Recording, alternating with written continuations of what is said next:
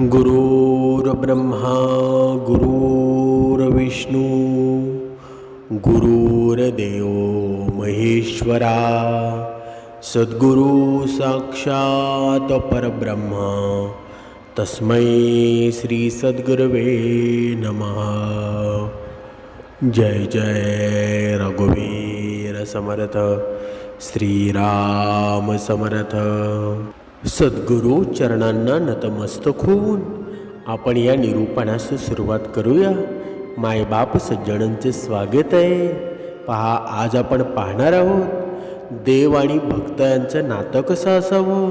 बघा, समर्थांनी सांगितलंच आहे ना, देव आणि भक्त यांचं नातं आहे ना, प्रेम विश्वास आणि समर्पणाचं असावं ना। जसा लहान मुलाचा आपल्या आईवर पूर्ण विश्वास असतो ना, तसाच भक्तावर देवाचा विश्वास असावा। भक्ताने सुखदुःखात देवाचं स्मरण करावं, अहंकार सोडून भक्ती करावी आणि देवाच्या इच्छेवर श्रद्धा ठेवावी ना। देवही अशा भक्ताची काळजी घेतो, नाहीतर आपण आयुष्यामध्ये जगतो। भगवंताचं नाव फक्त आपल्या जीवनामध्ये दुःख आल्यावरच घेतो, तसं सुखामध्ये घेतो का बरं? कधीच नाही। संत तुकाराम महाराजांनी सुंदर सांगितलेलं आहे, जे का रंजले गांजले त्यासी म्हणे तो आपुले, तोची साधू ओळखावा देव तेथेची जाणावा। म्हणजे प्रेम दया श्रद्धा आणि निस्वार्थ भक्ती आहे ना, यामधून देव भक्ताचं नातं दृढ होतं। समर्थ रामदास स्वामींनी सुद्धा सांगितलेलं आहे ना, सदा सर्वदा देव सन्निध आहे, कृपाळूपणे अल्पधारिष्ट पाहे। म्हणजे देव नेहमी आपल्या जवळ असतो। भक्ताची श्रद्धा प्रयत्न आणि भक्ती तो प्रेमाने पाहत असतो ना। जेवढी मनुष्य भक्ती करतो ना, तेवढा देव जवळ घेतो। पण तसेच मनाच्या श्लोकांमध्ये सुद्धा वर्णन केलेलं आहे ना, मनास जना भक्ती पंथेची जावे, तरी श्री हरी पावी जेतो स्वभावे। म्हणजे हे मना, या भक्तीच्या मार्गाने चाल, त्यामुळे श्रीहरीची कृपा सहज प्राप्त होईल। जोपर्यंत तू वाईट संगती सोडत नाहीस ना, जोपर्यंत तू वाईट मार्गाने चालशील, तोपर्यंत श्रीहरीची कृपा तुझ्यावर होणार नाही। पण तू भक्तीच्या मार्गाने चाललास ना, तर श्रीहरीची कृपा सहज होऊन जाईल। समर्थांच्या मते आहे ना, देव भक्ताचं नातं आहे ना, श्रद्धा निष्ठा नामस्मरण आणि सेवाभाव यांच्यावर आधारलेलं असतं ना। बघा, आपण एक छोट्याशा उदाहरणाद्वारे स्पष्ट करू। समर्थ रामदास स्वामी यांच्या जीवनामध्ये खूप गमतीने हा विषय सांगण्यात येतो। एकदा समर्थ रामदास स्वामी आपल्या शिष्यांसह प्रवास करत होते। दुपार झाली आणि सर्वांना भूक लागली। जवळ अन्न नव्हतं। शिष्य चिंतेमध्ये पडले, आता आपल्याला अन्न कसं मिळणार? समर्थ स्वामी शांतपणे म्हणाले, श्रीरामावर विश्वास ठेवा। थोड्याच वेळामध्ये एक गावकरी तिथे आला। त्यानं स्वामींना नमस्कार केला आणि म्हणाला, आज माझ्या मनामध्ये अचानक साधू संतांना भोजन देण्याची इच्छा झाली आहे। कृपया तुम्ही माझ्या घरी चला, माझ्या घराचं नंदनवन होऊन जाईल। सर्वांना उत्तम भोजन मिळालं। तेव्हा समर्थ स्वामी म्हणाले ना, ज्याचा देवावर पूर्ण विश्वास असतो ना, त्याची काळजी देव स्वतः घेत असतो। म्हणजे या पूर्ण माहितीचा बोध काय घ्यावा आपण? देवावर श्रद्धा ठेवावी, संकटामध्ये घाबरू नये, प्रामाणिक प्रयत्नांसोबत देवाचं स्मरण करावं, तेव्हा भगवंत तुमच्या जवळ राहतो। तसा राहील का बरं? कधीच नाही। बघा, तुम्हाला नामदेव संत कोण आहेत ते तुम्हाला माहीत असतील। बघा, नामदेवांची भक्ती एवढी श्रेष्ठ होती ना, नवे तर पांडुरंगाने नामदेवांच्या ताटातला नैवेद्य खाल्ला होता। एवढी निर्बळ भक्ती आपली आहे का बरं? बघा, आता तुम्ही म्हणाल पांडुरंगाने नैवेद्य खाल्ला होता, हे कसं शक्य आहे का बरं? आता हे नामदेव कोण होते? काही काहींना नामदेव कोण होते ना, ते सुद्धा माहीत नसेल। बघा, त्या कालची गोष्ट आहे ना, जेव्हा भक्तीच्या सुगंधानं अवघी पंढरी दुमदुमत जात असे ना, त्या पवित्र नगरीमध्ये दामाशेठ आणि गोनाई नावाचं एक सात्विक दाम्पत्य राहत होतं. त्यांच्या पोटी एका दिव्य बाळकाचा जन्म झाला, ज्याचं नाव ठेवलं गेलं नामा. बघा, हे बालक काही सामान्य नव्हतं, तर ते ईश्वरी प्रेमाचा साक्षात अवतार होता ना. लहानपणापासून नामदेवांच्या ओठावर विठ्ठलाचं नाव होतं ना, भगवंताचं नाव होतं. खेळताना, बागडताना, खाताना, पिताना, उठताना, बसताना त्याच्या मुखातून केवळ विठ्ठल असायचा. असाच विठ्ठल गजर ऐकू यायचा ना. आजूबाजूची मुळं जेव्हा मातीचे किल्ले बनवत ना, तेव्हा नामदेव पांडुरंगाची मूर्ती वाळूत रेखाटत असत. त्यांच्या डोळ्यातून एक निराळी चमक होती, जणू काही ते या जगात असूनही दुसऱ्याच एखाद्या दिव्य लोकामध्ये वावरत होते. एके दिवशी काय झालं, दामाशेठ यांनी काही कामासाठी गावाबाहेर जावं लागणार होतं. घरात पांडुरंगाच्या पूजेची आणि नैवेद्याची जबाबदारी नेहमी दामाशेठ स्वतः सांभाळत असत. त्यांनी नामदेवाला जवळ बोलावलं आणि प्रेमाने सांगितलं की, बाळा नामा, मी 2-4 दिवस बाहेर जात आहे. तोपर्यंत तू आपल्या विठ्ठलाची मनोभावे पूजा कर. त्याला नैवेद्य अर्पण करायला विसरू नकोस. विठ्ठल आपला देव आहे ना, तो जेवल्याशिवाय आपण अन्नाचा कणही घेता कामा नये. नामदेवांनी अतिशय निरागसतेनं पित्याची आज्ञा शिरसावंद मानली. त्यांच्या मनामध्ये ठाम विश्वास होता, जसा आपण जेवतो ना, तसा प्रत्यक्ष पांडुरंगसुद्धा खाली उतरून हे जेवण जेवतो. नामदेवांच्या या बाळपणाला हे ठाऊकच नव्हतं की देव हा भावनेचा भुकेला असतो, तो मूर्तीच्या स्वरूपामध्ये जेवत नसतो. दुसऱ्या दिवशी पहाटेच नामदेव उठले आणि त्यांनी चंद्रभागाच्या पवित्र पात्रामध्ये स्नान केलं आणि ताटामध्ये नैवेद्य घेऊन ते मंदिराच्या गाभाऱ्यामध्ये पोचले. मंदिराचा तो परिसर धूपदीपांच्या सुगंधाने दरवळत होता. कासवाच्या पाठीवरून चालताना नामदेवांचं पाय आनंदाने थिरकत होते. त्यांनी गाभाऱ्यामध्ये प्रवेश केला आणि सावळ्या परब्रह्माच्या मूर्तीसमोर दुधाणं भरलेली वाटी आणि भाकरी ठेवली. नामदेव दोन्ही हात जोडून समोर बसले आणि देवाला विनवणी करू लागले की, हे देवा विठ्ठला, माझ्या बाबांनी तुला हा नैवेद्य दिला आहे. लवकर ये आणि हे जेवण जेव. मला खूप भूक लागलेली आहे, पण तू जेवल्याशिवाय मी अजिबात जेवणार नाही. थोडा वेळ गेला, पण दगडी मूर्तीकडून काहीच प्रतिसाद मिळाला नाही. नामदेवांना वाटलं की देव कदाचित माझ्यावर रागावला असेल. त्यांनी पुन्हा कळवळून विनंती केली, पण तरीही मूर्ती शांतच होती. दुपार झाली, सूर्याचं किरण प्रखर होऊ लागले, पण नामदेव त्या गाभाऱ्यातून हलले नाहीत. त्यांच्या डोळ्यातून अश्रूंच्या धारा वाहू लागल्या. ते रडत रडत म्हणू लागले, हे पांडुरंगा, माझ्याकडून काही चूक झाली का? मी तुला नीट बोलावलं नाही का? तू जर आज जेवला नाहीस ना, तर माझे बाबा आल्यावर मला ओरडतील. ते म्हणतील की तुझी भक्ती कमी पडली म्हणून देव माझा जेवला नाही. देवा, तू काय येत नाहीस? तुझा तो पितांबर, तुझी ती कौस्तुभमाळ आणि ते तुझे सुंदर रूप प्रत्यक्ष माझ्यासमोर काय येत नाही? नामदेवांचा तो आक्रोश पाहून मंदिरातील पाषाणही जणू पिघळू लागला होता. त्यांचा जीव व्याकुळ झाला होता.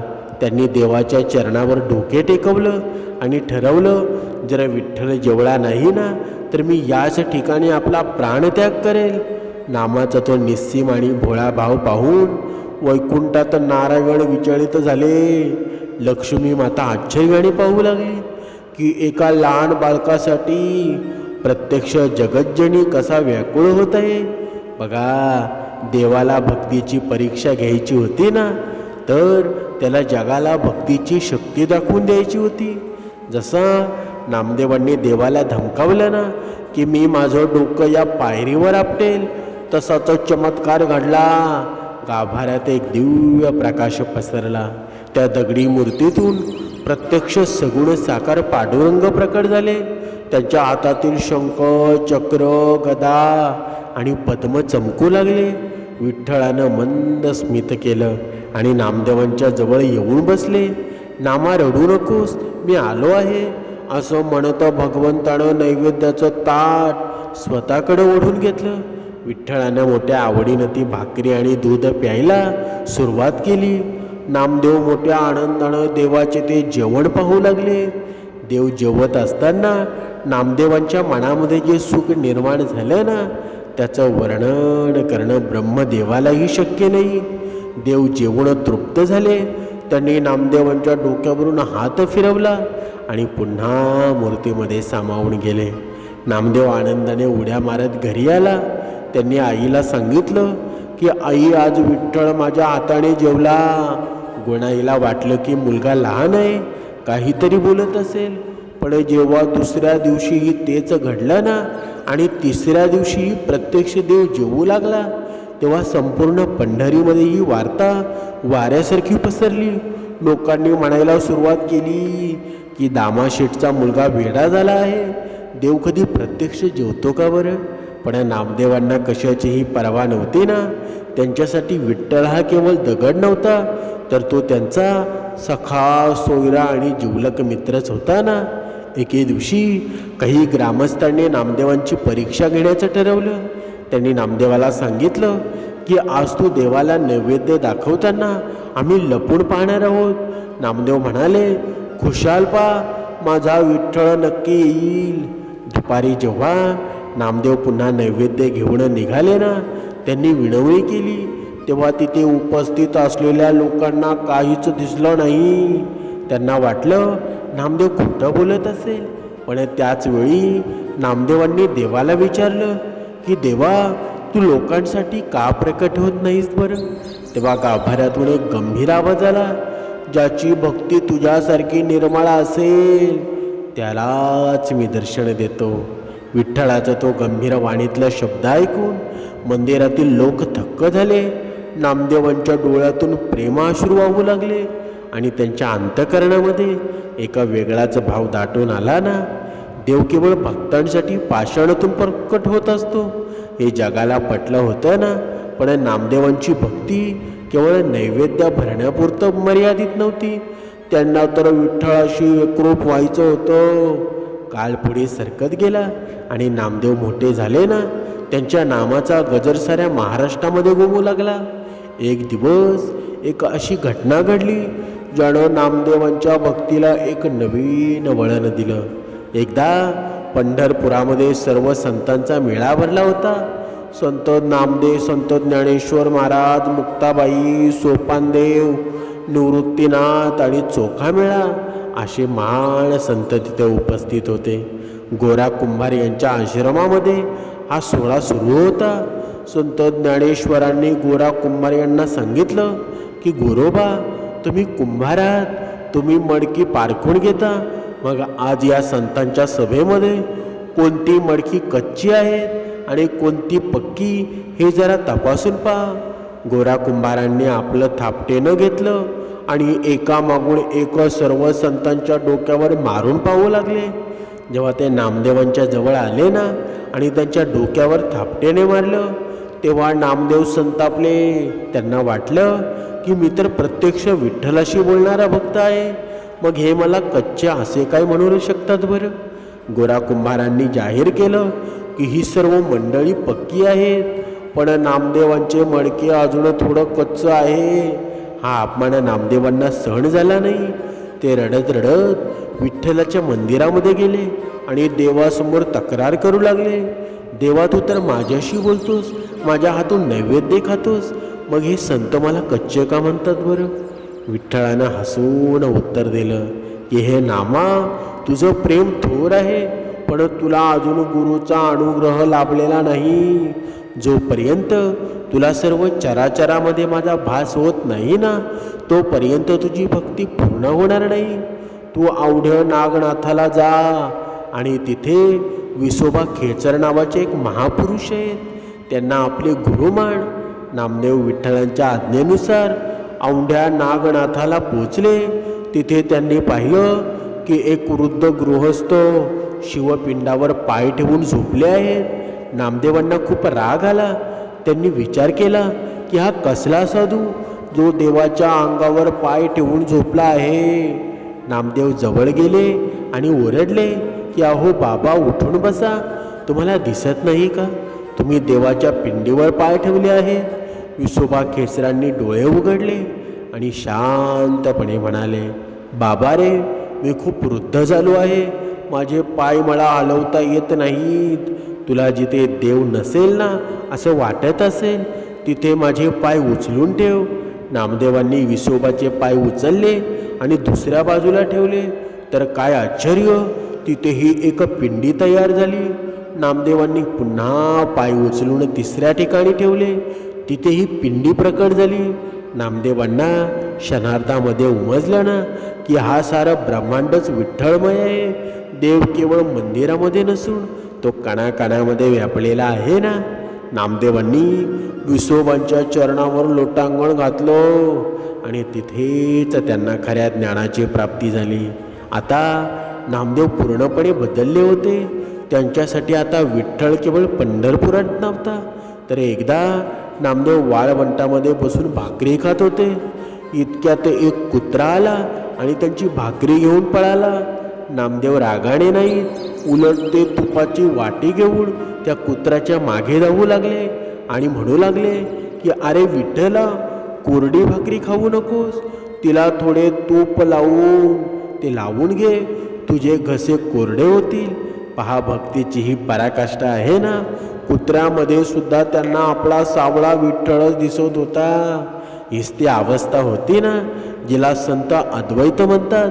नामदेवांनी आपल्या आयुष्यामध्ये हजारो अभंग रचले. त्यांनी केवळ महाराष्ट्रामध्ये नव्हे तर पंजाबपर्यंत जाऊन भागवत धर्माची पताका फडकवली ना. आजही शिखांच्या गुरुग्रंथ साहिबामध्ये आहे ना, नामदेवांची वाणी अत्यंत आदराने गायली जाते. नामदेवांच्या आयुष्यातील प्रत्येक क्षण आहे ना हा विठ्ठलासाठी अर्पण होता.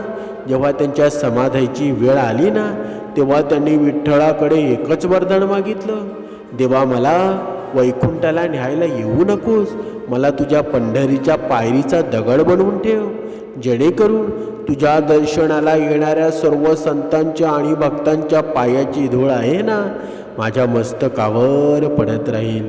केवढी ही नम्रता आहे. ज्यानं प्रत्यक्ष देवाला जीव घातलं तो भक्त स्वतःला पायरीचा दगड मानतो. बघा, तुम्ही विचार करा. नामदेवांची ही कथा आहे ना आपल्याला काय शिकवते बरं? भक्तीमध्ये अहंकार नसावा. जो देवाशी एकरूप होतो ना त्याला संपूर्ण जग देवाचंच रूप वाटतं. आता तुम्ही कधी पंढरपुरात गेला असाल ना तर तुम्हाला आजही पंढरपूरच्या महाद्वारामध्ये आपण नामदेव पायरी पाहतो ना, त्या पायरीला स्पर्श केल्याशिवाय विठ्ठलाचं दर्शन पूर्ण होत नाही असं मानतात ना. म्हणजे या कथेची फलश्रुती अशी आहे की जो कोणी नामदेवांचं हे चरित्र ऐकतो ना किंवा वाचतो त्याच्या जीवनातील दुःखांचा अंधकार नाहीसा होतो. त्याच्या घरात अन्नाची आणि धनाची कमतरता राहत नाही. सर्वात महत्त्वाचं म्हणजे त्यांच्या हृदयामध्ये पांडुरंगाविषयी आढळ भक्ती निर्माण होते. नामदेव महाराज म्हणजे भक्तीच्या सागरातील एक अनमोल रत्न आहेत ना. त्यांची ही अमृतकथा ऐकून आपले मन तृप्त होतं ना. आपणही नकळत म्हणतो, पुंडलिक वरदे हरी विठ्ठल श्री ज्ञानदेव तुकाराम पंढरीनाथ महाराज की जय. बघा किती प्रसन्न वाटतं. म्हणजे आपल्या भारत देशामध्ये आहे ना ही संतांची भूमी आहे ना, आणि या संतांच्या भूमीमध्ये या संतांनीच आपल्याला भगवंताकडे नेण्याचा मार्ग स्वीकारला ना, तोच आपल्याला सांगितला. आणि आपल्याला आता नामस्मरण करायचं आहे तर आपण पापकर्मांच्या मागे लागलो आहोत. आपल्या अंतःकरणामध्ये भगवंताची ही भक्ती पोचली ना तेव्हा भगवंत आपल्या अंतःकरणामध्ये बसेल ना. पण आपण त्याकडे लक्ष देतो का बरं? अजिबात नाही. संतांनी आपल्याला रक्ताचं पाणी करून सांगितलं की भक्तजनांनो तुम्ही भक्ती करा. भक्ती केल्यानं भगवंत तुमच्या जवळ आहे. फक्त भक्ती म्हणजे निर्मळ पवित्र असली पाहिजे ना. जरा निर्मळ पवित्र भाव असेल ना तर भगवंत कधीच लांब नसणार आहे. भगवंत तुमच्या जवळच आहे. फक्त मनामध्ये निर्मळ भक्ती पाहिजे. नाहीतर एकीकडे किती वाचन करतो, दासबोध वाचतो, ज्ञानेश्वरी वाचतो, तुकाराम गाथा वाचतो, रामायण वाचतो, महाभारत वाचतो, पण हृदयामध्ये मात्र निर्मलता नाही. मग त्या भक्तीचा काही फायदा आहे का? जर एखाद्या भक्ताला वाचता जरी येत नसेल ना, पण भगवंताप्रती त्याची मनामध्ये निर्मळ श्रद्धा आणि भक्ती असेल ना, तर त्यालाही देव मिळून जाईल. म्हणजेच भगवंताचं जर मिळवायचं असेल ना, तर आपल्या हृदयामध्ये निर्मळ भाव हवा, निर्मळ विचार हवा, निर्मळ श्रद्धा हवी, तरच भगवंत आपल्याजवळ येईल ना. नाहीतर येईल का बरं? म्हणून आजपर्यंत जे आपण केलं ना, सर्व विसरून जा आणि भगवंताला शरण जा. भगवंताचे चरणस्पर्श करा. त्याच्यातच आपले सर्व सुख सामावलेलं आहे. जास्त विचार करू नका, जास्त चिंतन करू नका. भगवंताशी लीन होऊन जा. कल्याण झाल्याशिवाय राहणार नाही. जय जय रघुवीर समर्थ.